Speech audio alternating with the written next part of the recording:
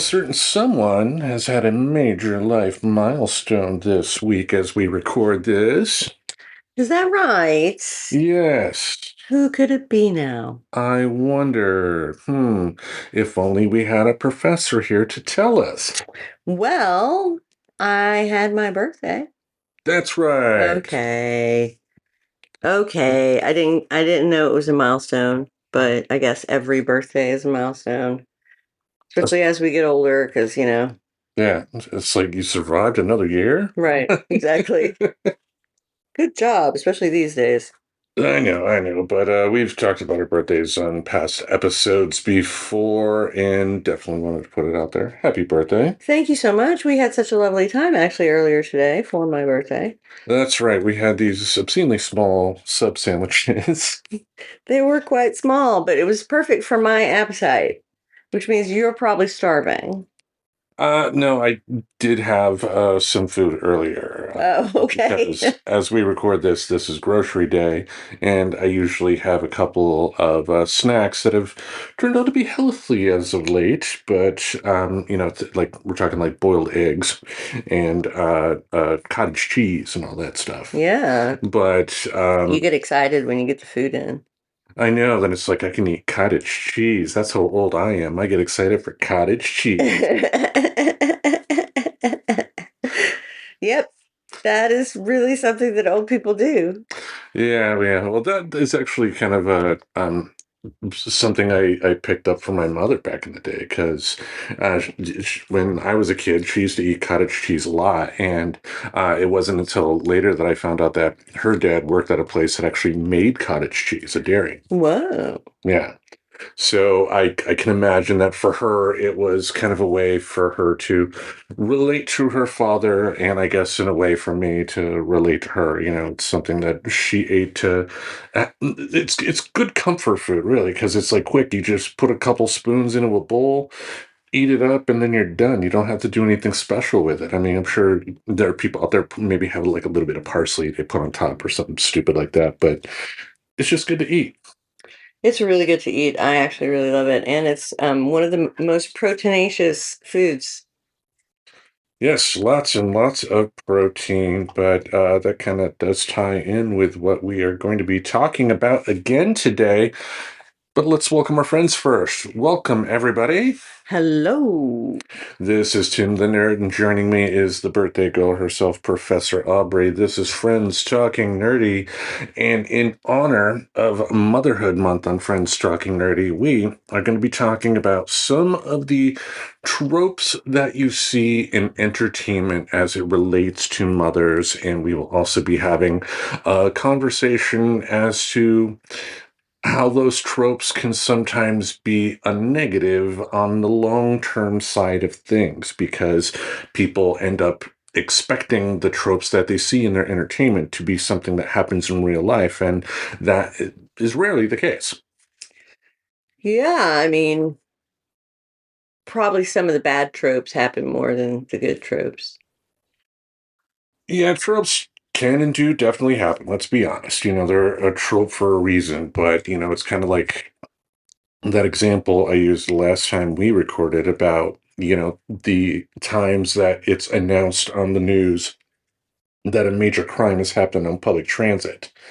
It's bad when it happens, but just because you see it on the news doesn't mean there's like a wide, rash of that type of stuff happening on any sort of a regular basis.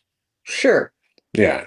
So, same thing with the tropes. You might have some mothers that fit these particular tropes that we're going to go through. But I think overall, women in general, just like men in general, are going to be more nuanced than what you see on a television or movie screen. That's right. Usually what you're seeing is some type of archetype, some sort of co- conglomerated idea of who a person is, right?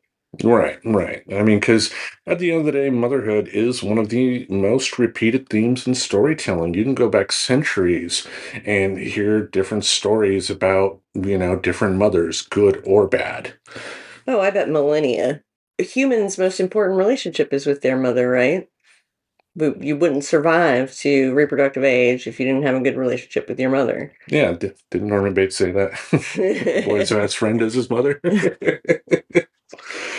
But yeah, it is one of those things. Everybody has a mother, even if you are not on good terms with her and don't want to speak about it. If you are a creative type of some sort, that relationship is going to pop up in your work in some way, shape, or form. It may not even be something that you necessarily consciously make an effort to put on paper, but it's still a part of your life. It's still a part about what makes you you, and it will show up.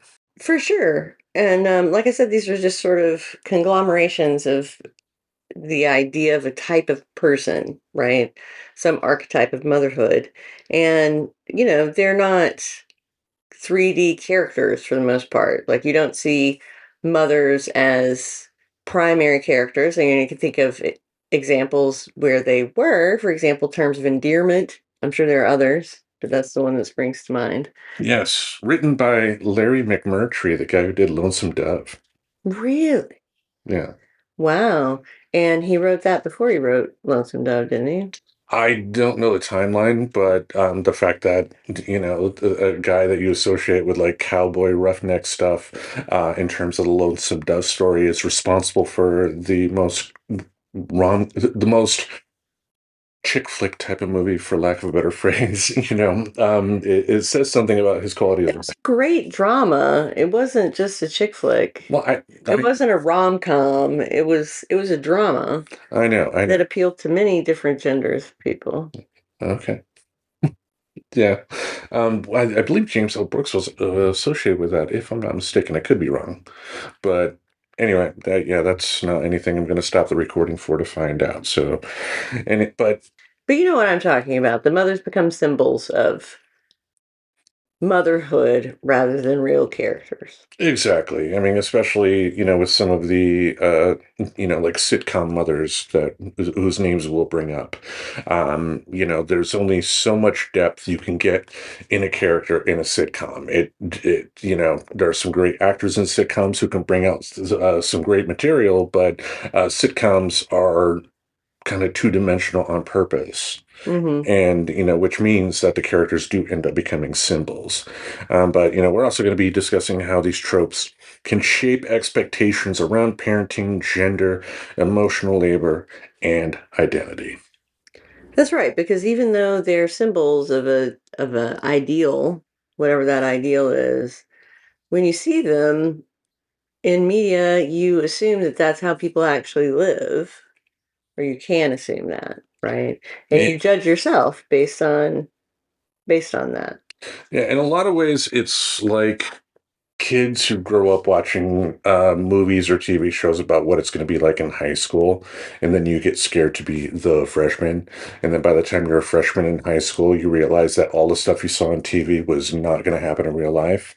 You weren't going to have somebody shoving you in a locker. You weren't going to have somebody, like dunking your head in a toilet or go freshman and chase after you like that, and it's the same with motherhood too, for all the perfect TV mothers you can think of, for example, like I, I don't think you could find a comparable example in real life because again, it's a sitcom, Right, exactly. Yeah. And of course, there were mothers in media who break that mold, and we'll talk about them too. That we will, but the first trope we want to talk about is the perfect self-sacrificing mother.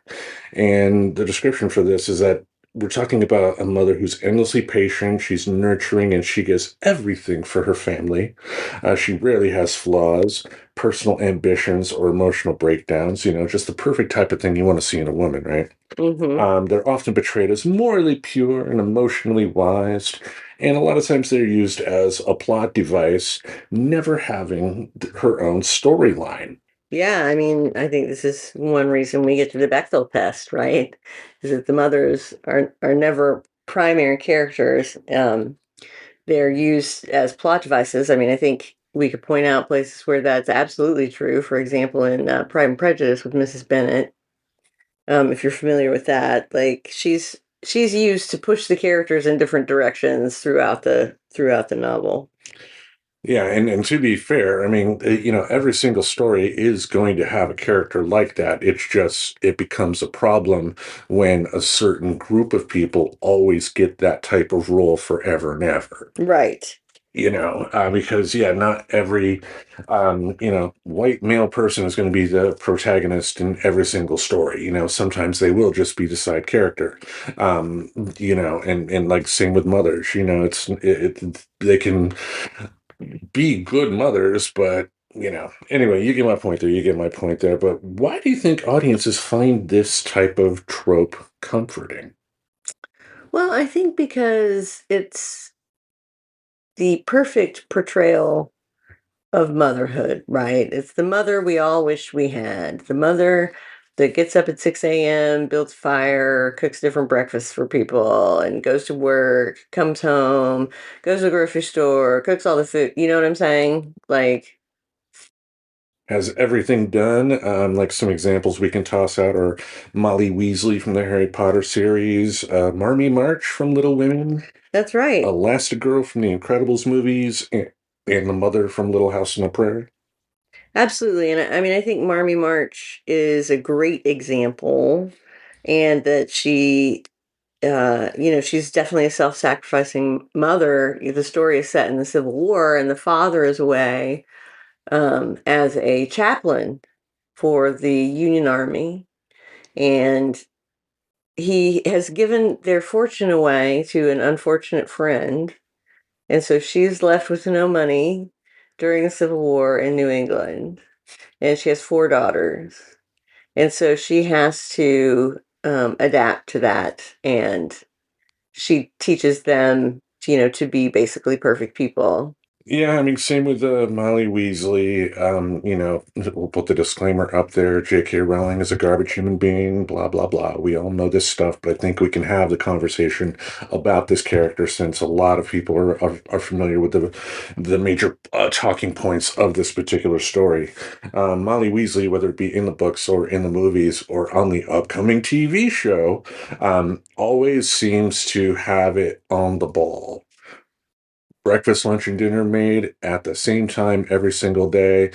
And she is a great knitter, makes all her kids clothes, but she also happens to just happen to have an extra sweater for Harry when he needs one, and all that stuff. Elastigirl in the Incredibles movies, kind of the same way. Just she's able to balance motherhood with being a superhero and doesn't really break a sweat doing it. Hmm.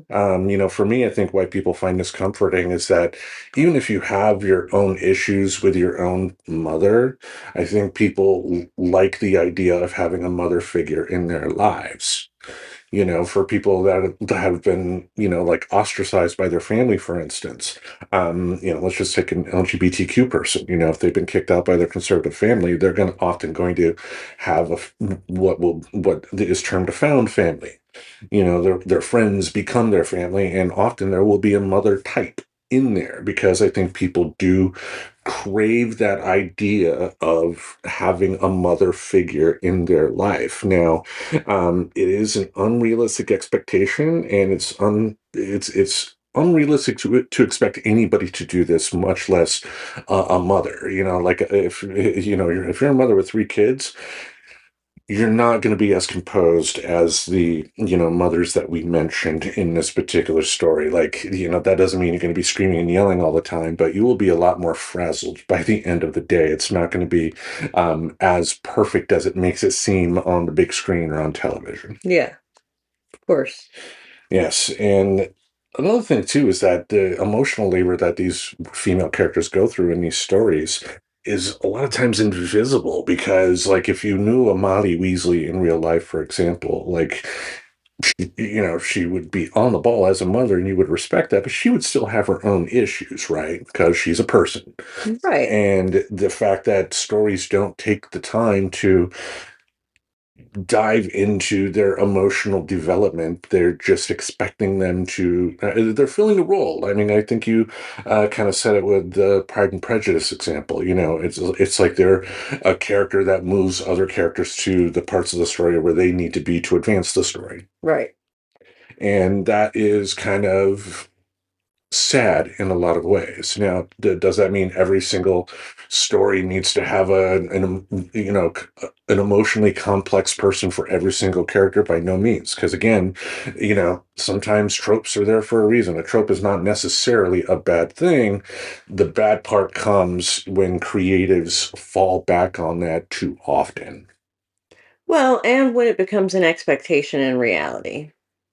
Like if we see it so much in media, it's just like the thinness thing. When all you see are thinned women in media, you assume that all women are thin and therefore you're not okay if you're not thin. And so same kind of thing. Like if you're a mother and you don't live up to the expectations of Molly Weasley, you feel bad, you potentially feel bad about yourself.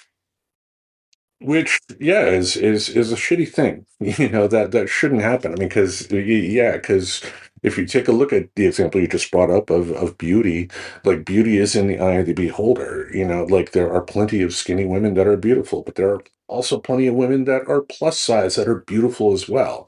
When society's only pushing one type of appearance as the standard for beauty, that messes people up. Whether it be, the women in question that may not necessarily look like the cover of a magazine, even a magazine model, even though it takes a lot of work to get a human being to look like that, in terms of like makeup, photography, and all that stuff.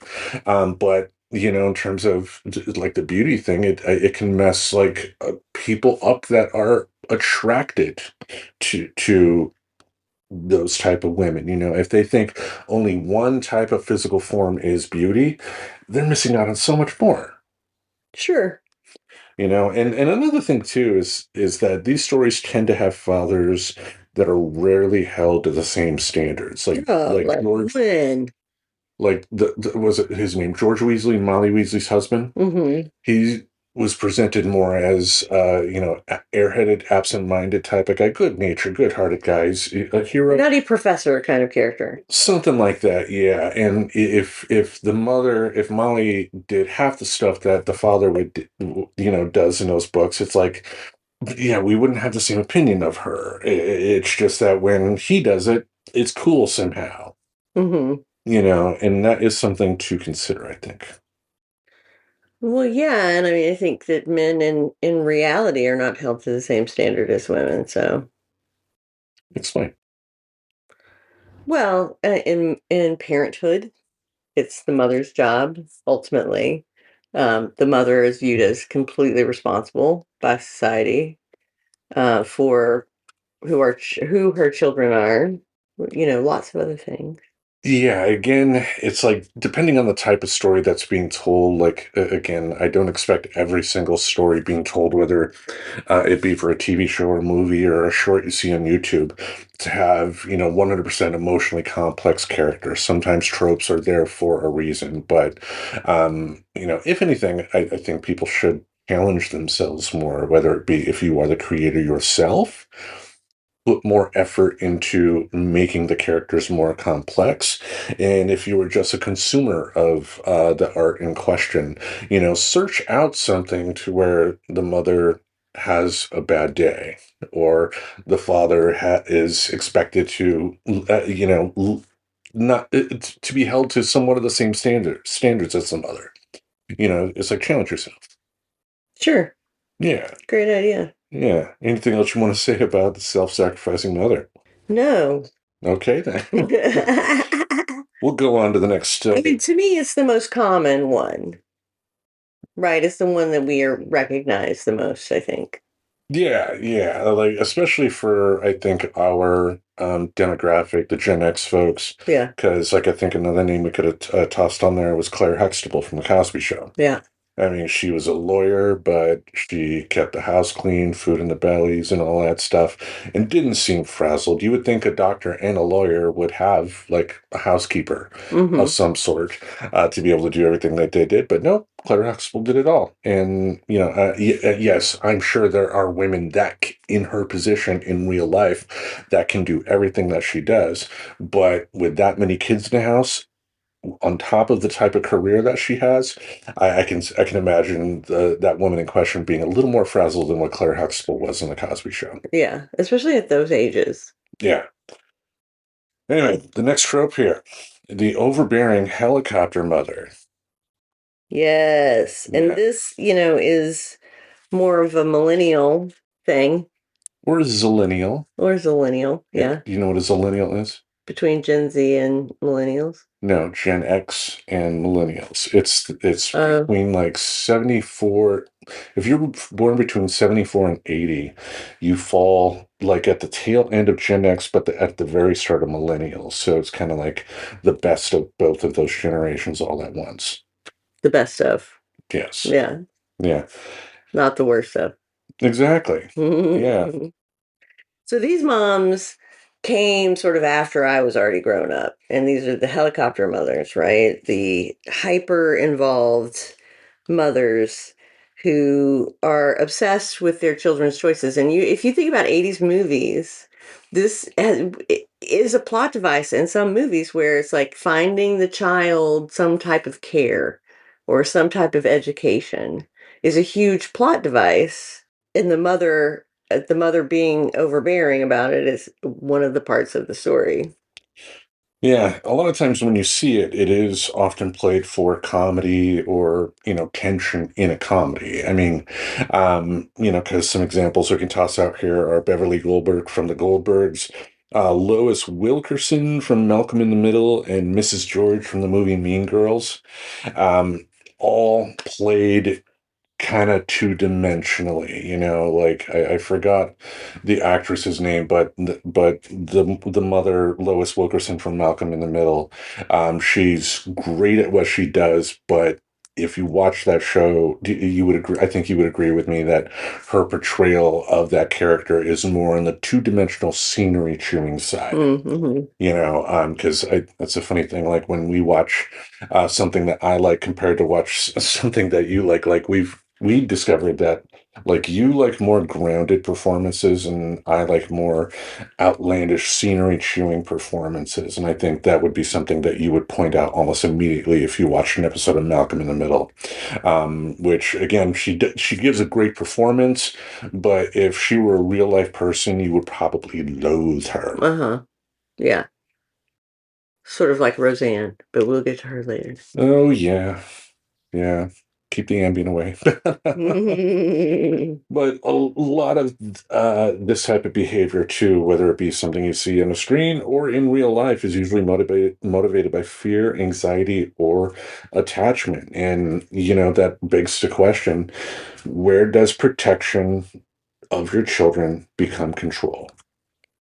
Well, you tell me, as a person, as a parent, because I don't know. I can tell what it looks like from the outside, which is most people endeavor to control their children.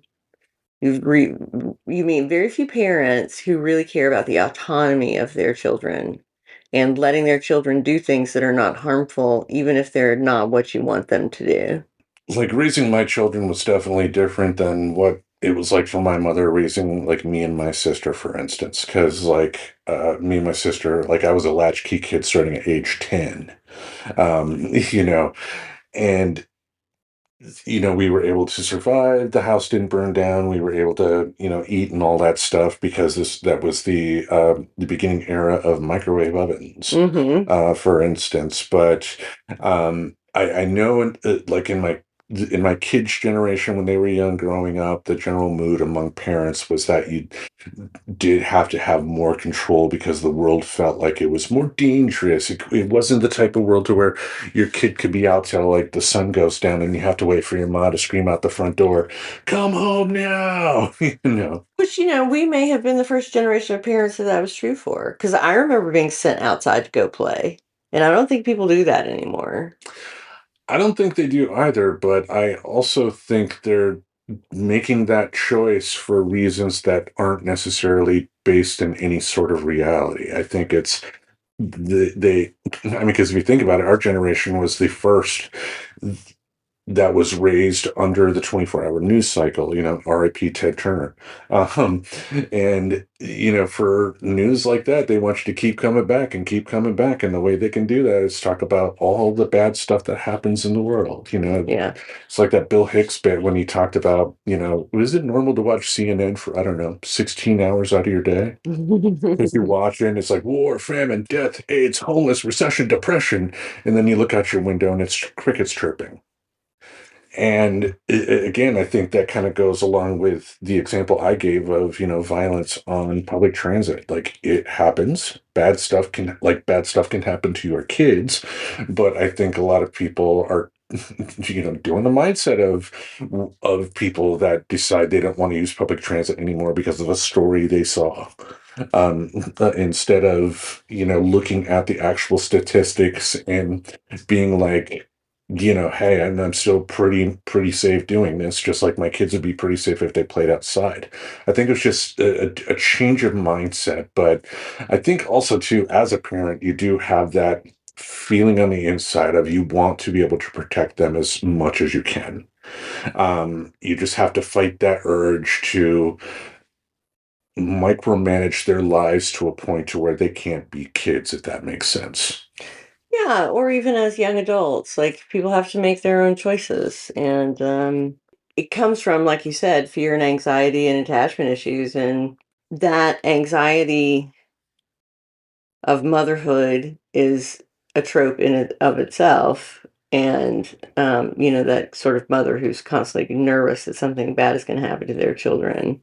Yeah, and that is often mocked in media, which, if you're a parent, why would you want to mock that? Because it is a perfectly valid feeling. Having said that, of course, I'm not saying that there aren't people that can't go overboard in terms of trying to act on that anxiety by trying to control their kids as much as possible. But I don't think there's anything inherently wrong, theoretically, I guess, with someone who's anxious about keeping their kid protected. Well, there is. Well, no, there's not. It's the behavior that's problematic. So, what do you do in the face of being anxious about your child and their choices? And, I think you have to suck it up more than a lot of people do and be supportive and not let them kill themselves while doing something that they're choosing to do that may not be beneficial to them and, in fact, may be harmful, but it's not going to kill them, right? And all I can think of is that time when my oldest, when he was 2, thought it was a great idea to take these 2 nails that he found and put them in the electric socket.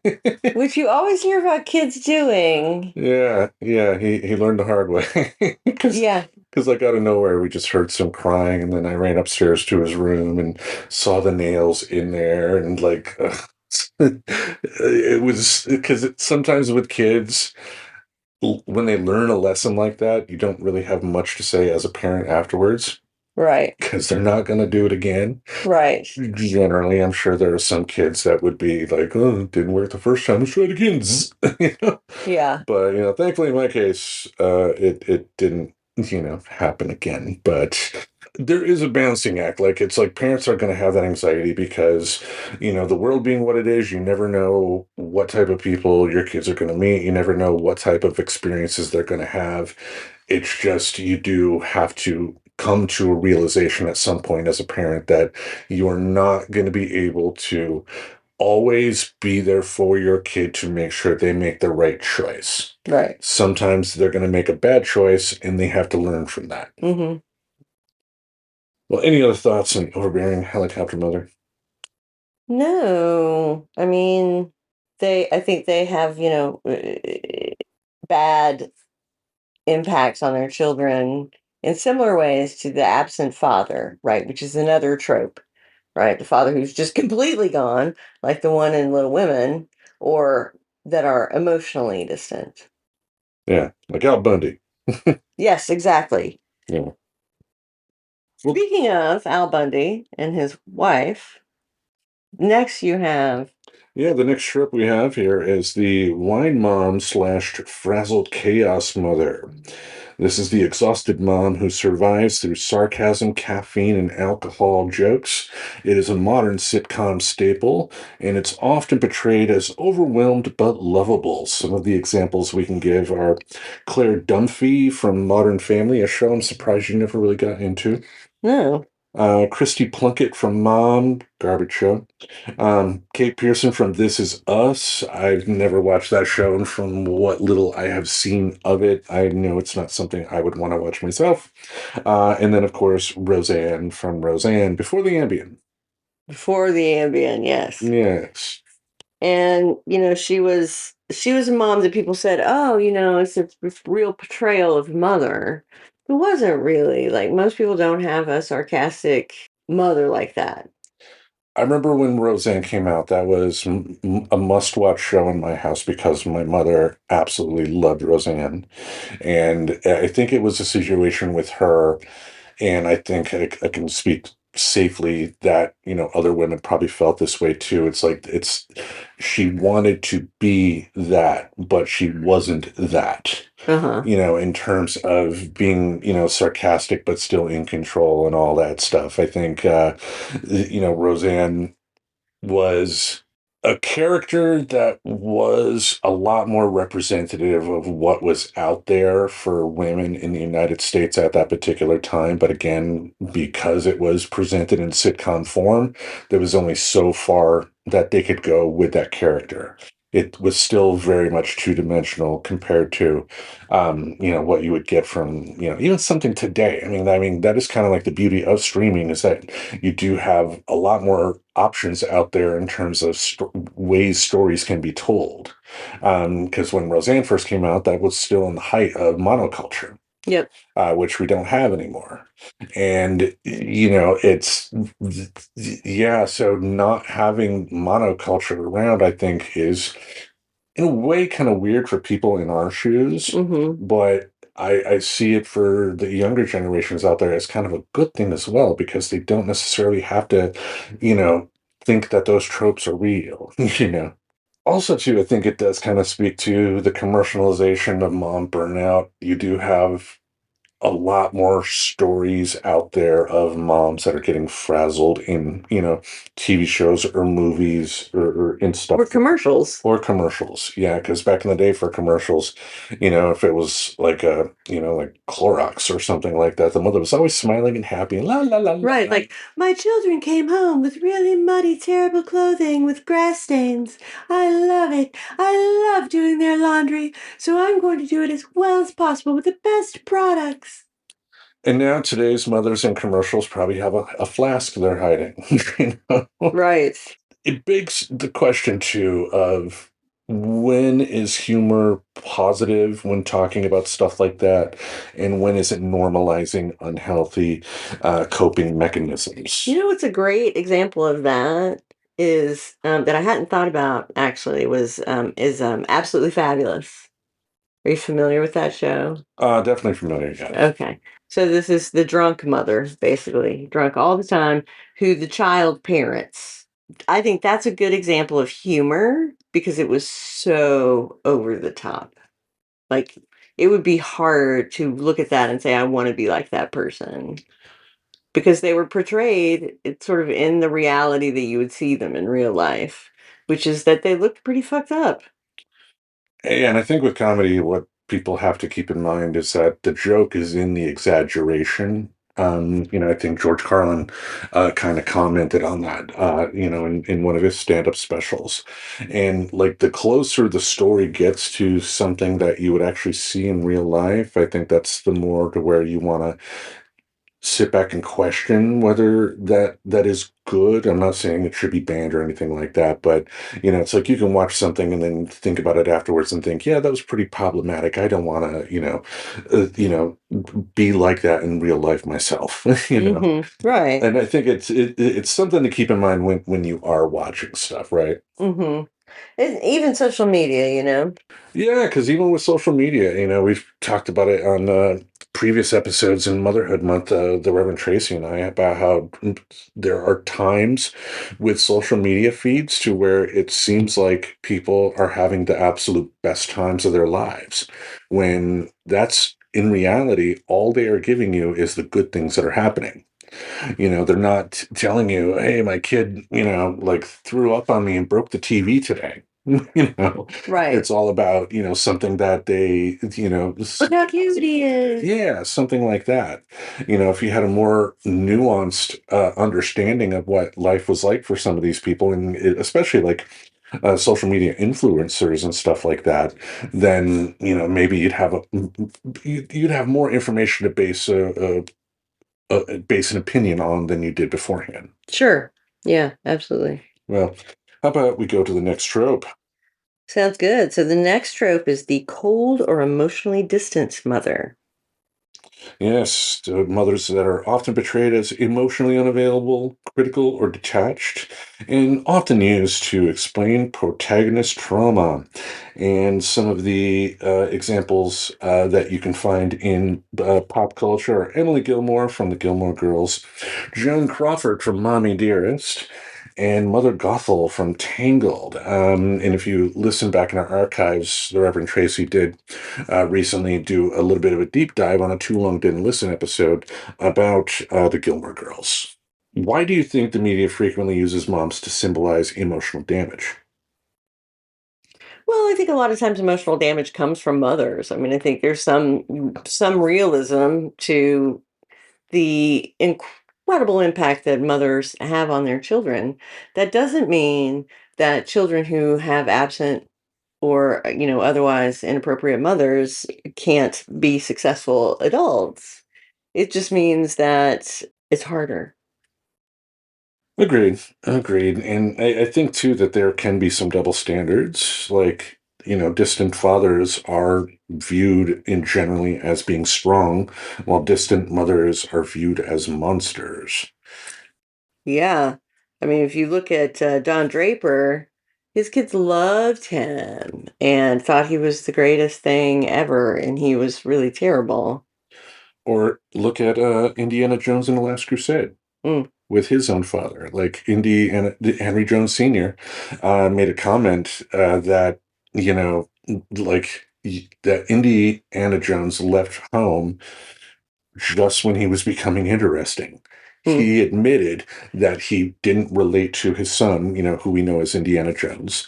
And by the time he was actually getting to the point to where he was comfortable having a conversation with him, Indy went off and started living life. hmm And it's in the context of that story, the fact that, father and son were able to reconcile and, be happy for the rest of their lives. That was a good thing for that particular story, but that still doesn't forgive Henry Jones Sr. for not being emotionally there for his son during, his growing up period. hmm Granted, that's what made Indy the character that he grew up to be, of course, blah, blah, blah. But, it wasn't admirable that Henry Jones did that. Right. I mean, I think it's easy to say all the bad things that had happened to me were required to happen to me so that I could arrive at this point where I am happy. But do we really need to go through that? Can Yeah. we just be happy? Would that be possible? Or do we have to have a distant father or a distant mother? Yeah. And one thing about the Gilmore Girls example, going into that one that the Reverend Tracy talked about, was how the character of the mother is kind of, in a way, involved in parentification with her kid. Because on the surface, it may look like that mother and daughter, the main character, the Gilmore Girls themselves, have a great relationship and they're friends and everything like that. But if you really dig down deep, it's like the mother is using the child as like free therapy. Mhm. And yeah, the child in question is like high school age, probably a little bit older as the show went on, of course, but it's still at an age to where she shouldn't necessarily have been the emotional support for her mother that she ended up being. And that's not healthy behavior to have in real life, and that should not be healthy behavior. That should not be the type of behavior that's held up as something to, have with your own child or whatever. It was not good behavior. Yeah. Now, having said that, if you enjoy that show, enjoy that show. A show is a show is a show, but you know, there are problems with that mother. Yeah, for sure. Yeah. And, Joan Crawford, I think, is the example, and I'd say she was the most terrifying mother to me.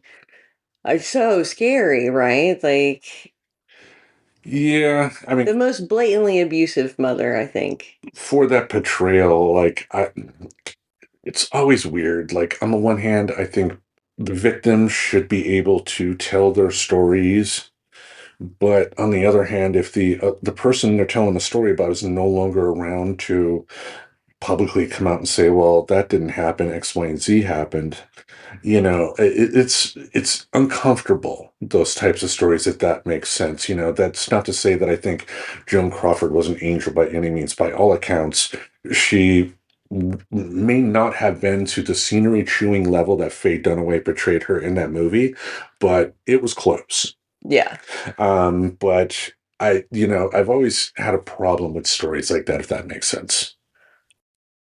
sure. Yeah. Yeah. Poor Joan Crawford. People should just be more nice to her. Not saying that, people. It's just Yeah, I mean, I think it's always that thing of, well, obviously something bad happened to them. Like, people hurt people. People who aren't hurt don't hurt other people. Like, everything has its, I think everything has its core in trauma, and trauma has its core in things that happen when you were a child. So it necessarily is about your relationship with your parents. exactly. Exactly. Well, how about we go on to the last trope that we're going to be discussing? That's right. This is the mom with no identity outside motherhood. Yes, that's the mother who exists solely to support her children or husband and has no goals, hobbies, friendships, or inner life. And some of the examples that we can give are Betty Draper from Mad Men on AMC, Skylar White from Breaking Bad on AMC, and Mrs. Bennett from Pride and Prejudice. Also on AMC, I believe, at least one version of it. Yes. If you look at Mrs. Bennet from Pride and Prejudice, she does have emotional. She is an emotional person. She does have emotional outbursts related to her own feelings, in that she feels put upon and sick, and her nerves. She's always complaining of her nerves. And then Betty Draper is sort of a similar way. Like, she's not doing well. Like, this is impacting her in some way. Like, she does exist outside of motherhood, and that is kind of her struggle throughout the series. But I think the argument could be made, though, that for characters like that, I think you already mentioned it with the Pride and Prejudice example, is that they are generally put in the story to move other characters along in the grand story that's being told, whether it be in a movie or a miniseries like a Pride and Prejudice or a regular running TV show.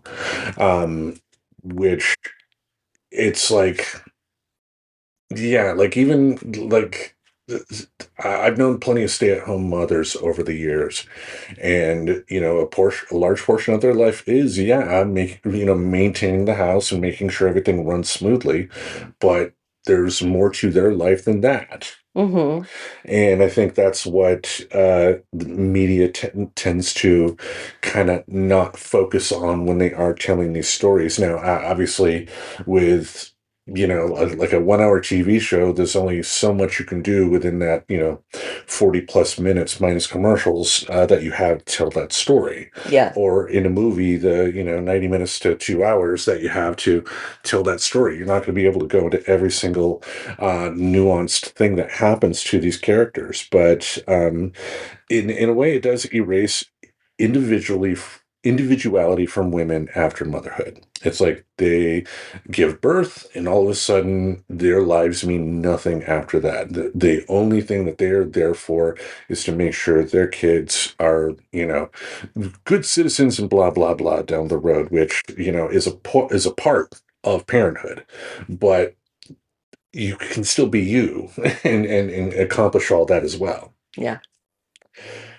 Now, why do you think fathers usually maintain identities in stories like that?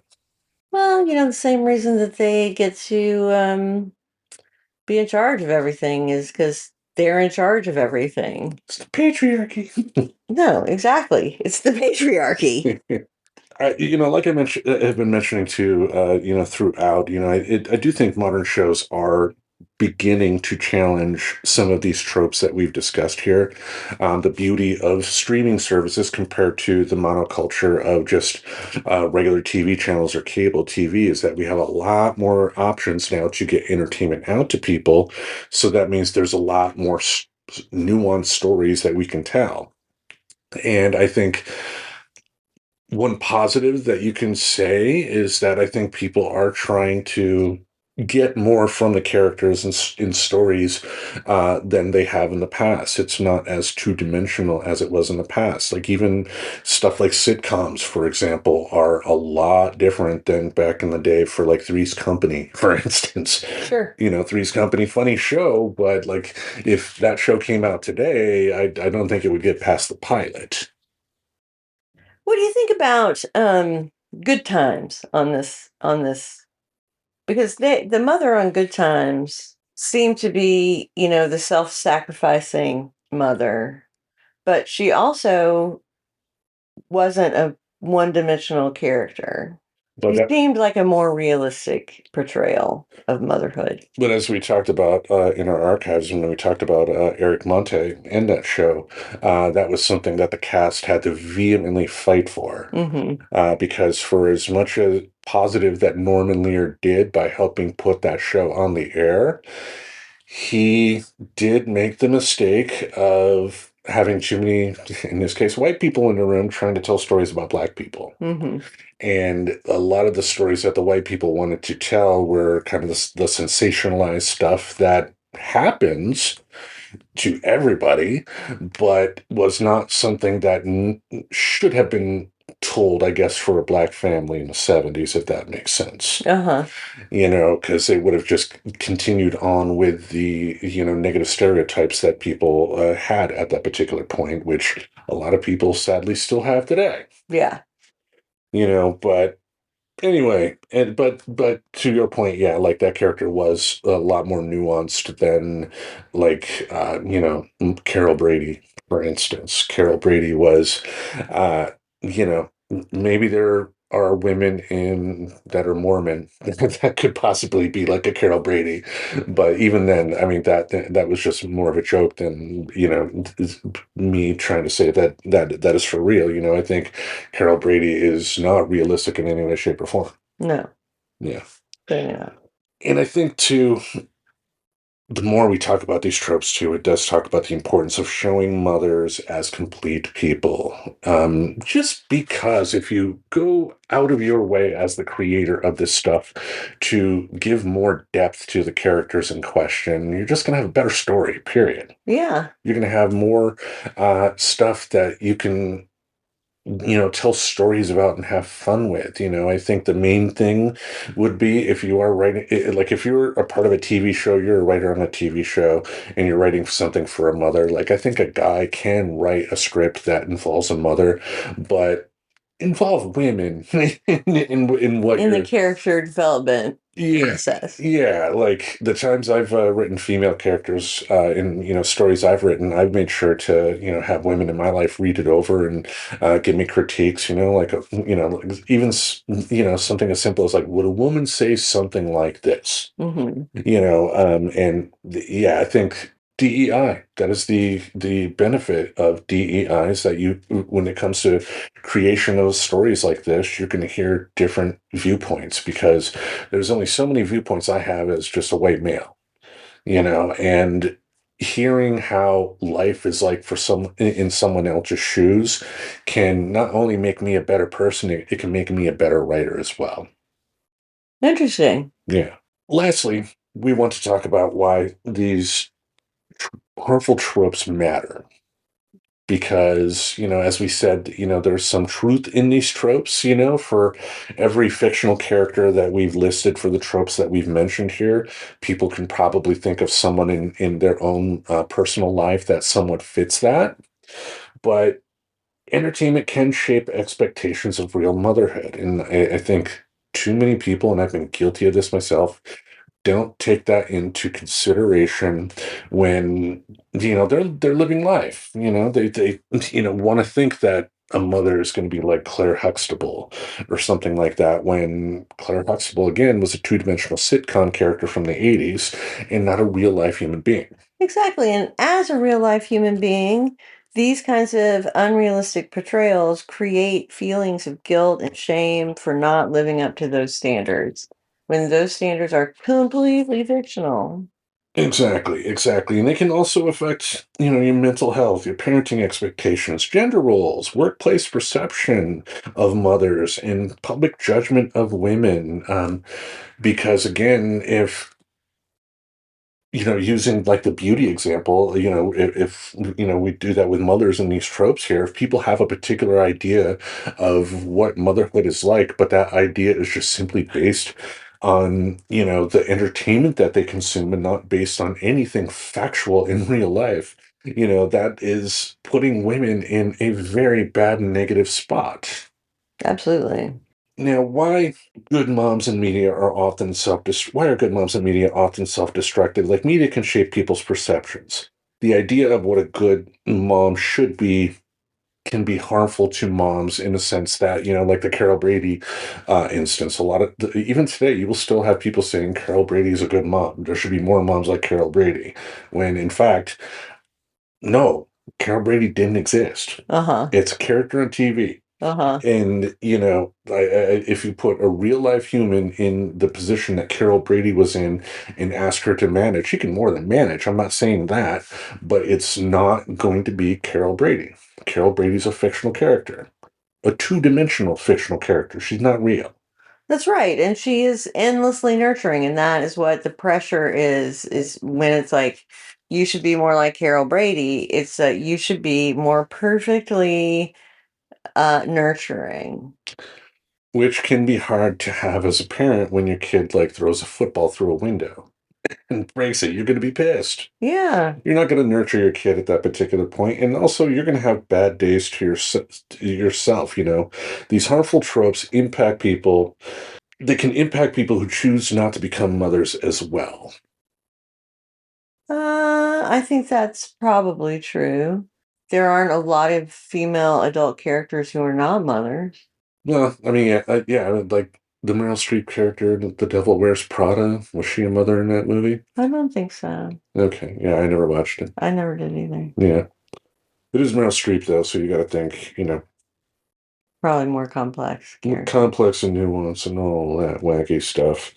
But I mean, if anything, at the end of the day, complex portrayals of characters matter, because I mean, the beauty of art, whether it be music, TV shows, movies, books, audio stories, whatever, is that it can, when done right, put you in the shoes of someone else. And as a guy, if I'm watching a complex story about a mother, raising her kids growing up, and I can start relating to that in some way, shape, or form, I've grown Uh-huh. as a human by doing that. And And you're gonna have different kinds of relationships with mothers. Respectful ones, perhaps. yeah, sometimes I don't know. Yeah, take care of your kid better, lady. Come on, what are you doing? Because life is not two dimensions. Life is not the sitcom type of stuff that you see out there. Like, it can be funny when presented in a sitcom, but that's not what real life is. That's not what people should expect it to be. And frankly, I think it is lazy to continue to write stories using these tropes and just sticking to the tropes in question. The more complex you make it, the more you're going to have the ability to go off in different directions. Like there are some content out there, like the movie Made or The Letdown or Everything Everywhere All at Once, that are presenting mothers in much different ways. Yeah, and so people should seek out those portrayals, I think. those are the kinds of portrayals that would support people's mental health and successful parenting. Exactly. But how about I ask you, what motherhood trope are you most tired of seeing? I think probably the self-sacrificing mother, just because it is so harmful. Because you shouldn't not take care of yourself because you need to take care of your children. Like, you're an important part of your children's life, and therefore you need to take care of yourself so that you're around to be in their life. That is actually probably the most important thing you can do, is to remain alive so that you can be in their lives. Yeah, for me, I would choose the helicopter overbearing mother. Because again, as a parent, I totally understand that urge to try to be there for your children as much as possible to make sure they make all the right choices. But spoiler, that's not going to happen, Nope. and you have to come to accept that. Now, um, it's like some of the portrayals of mothers that fall under the overbearing helicopter mother can be entertaining when you're watching it on screen, but imagine having to deal with that in real life. Oh, for real. And I've seen mothers like that. And, those are the types of mothers that would want to like petition libraries to ban certain books. And, I'm not even being political in any sort of a way, because for every conservative book banning club that you see, there are plenty of progressive book banning clubs out there as well. Yeah. So I wouldn't want to see that. But which fictional mom felt the most real to you? I think it's hard. I mean, I felt like really Terms of Endearment had two very good portrayals of realistic motherhood for the time that they appeared. And one was a totally self-absorbed mother who was not nurturing. And the other was a mother who was nurturing, but like totally out of control, like totally not doing it right, and very chaotic. And I think those are both things that happen. Yeah, for me, I would still have to go with like Claire Huxtable. I mean, I've obviously throughout this episode I've offered some critiques of that character, but in a lot of ways she did seem. I think it's like the times when you comment on shows that I like about how you think the acting is bad. Uh-huh. And I would just counter that they're acting in a different way based on what types of stuff that you like. But I do think that the better trained actors are the ones that can take those two-dimensional characters and still bring them life. And I Mhm. think Felicia Rashad, did a lot to make Claire Huxtable seem real, even though if you really, dig down deep, it's still a two-dimensional character because, believe it or not, it's a sitcom. Yep. Yeah. Well, anyway, any other thoughts on motherhood tropes before we wrap things up? No, I think it's a great month about motherhood. Damn right. And at this point, now that you're 52, and after everything we've talked about, are you like, I'm glad I was never a mother? I absolutely am. All right. Yep. There we go. No question. All right. Well, I can't be a mother myself. I know that. Nope. Yeah. Don't regret being a father, though. Let's put it that way. I don't think I would regret being a mother if I were a mother, but I am glad that I am not a mother. Yeah. I think that's fair enough. There you go. But you were a good cat parent. Let's put it that way. Oh, thank you. Yes. Well, with that being said, each week we have something in this podcast space to entertain your ear holes. Until we meet again, we bid you adieu. So long, folks. Mamma mia. Subscribe to Friends Talking Nerdy On YouTube Music, Apple Podcasts, Spotify, or wherever you listen to podcasts. Bye, friends.